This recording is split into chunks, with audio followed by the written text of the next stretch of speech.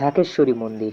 এই মন্দিরটি ঢাকা শহরের পলাশী ব্যারাক এলাকায় বাংলাদেশ প্রকৌশল বিশ্ববিদ্যালয়ের ছাত্রাবাসসমূহের দক্ষিণে ঢাকেশ্বরী সড়কের উত্তর পার্শ্বে একটি আবেষ্টনী প্রাচীরের মধ্যে অবস্থিত। ঢাকেশ্বরী মন্দিরটি 1100 খ্রিস্টাব্দে সেন রাজবংশের রাজা বল্লাল সেন দ্বারা নির্মিত হয়েছিল। বলা হয় যে দেবী ঢাকেশ্বরীর নামানুসারে ঢাকা শহরের নামকরণ করা হয়েছিল। এই মন্দিরটি ভারতীয় উপমহাদেশের বিখ্যাত শক্তিপীঠগুলোর মধ্যে একটি। বর্তমান মন্দিরটির দীর্ঘ অস্তিত্বকালে পুনর্নির্মাণ ও সংস্কারের জন্য এর আদি স্থাপত্যিক বৈশিষ্ট্যের কোনো কিছুই স্পষ্টভাবে প্রকাশ পায় না।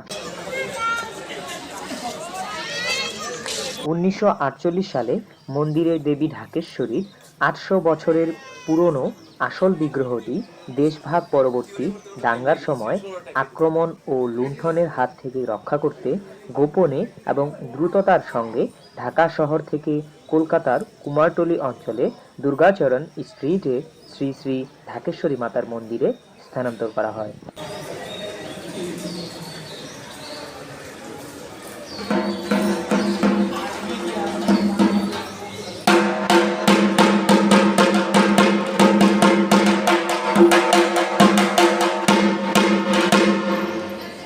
বিশ শতকের প্রথম দশকে ভাওয়াল পরগনার রাজা শ্রীযুক্ত রাজেন্দ্র নারায়ণ রায় বাহাদুর মন্দির পুনঃসংস্কার করে 20 বিঘা জমি দেবোত্তর জমি হিসেবে রেকর্ডভুক্ত করেন।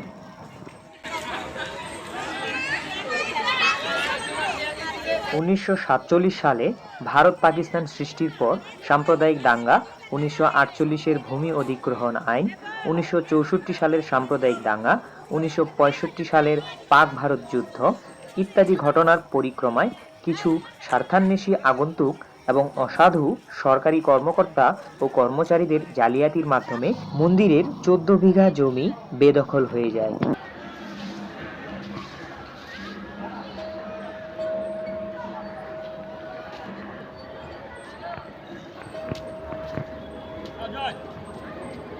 মন্দির অঙ্গনে প্রবেশের জন্য একটি সিংহদ্বার রয়েছে, যা নহবত খানা তোরণ নামে পরিচিত।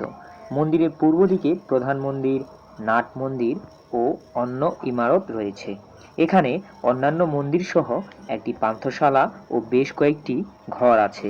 পশ্চিমে আছে একটি প্রাচীন দিঘি এবং দিঘির কাছেই রয়েছে কয়েকটি সমাধি। দিঘির উত্তর পূর্ব কোণে একই সারিতে একই আয়তনের এবং একই রকম দেখতে 4টি শিব মন্দির আছে। মন্দিরের প্রশাসনিক ভবনের দ্বিতীয় তলায় রয়েছে একান্ত নিজস্ব লাইব্রেরি।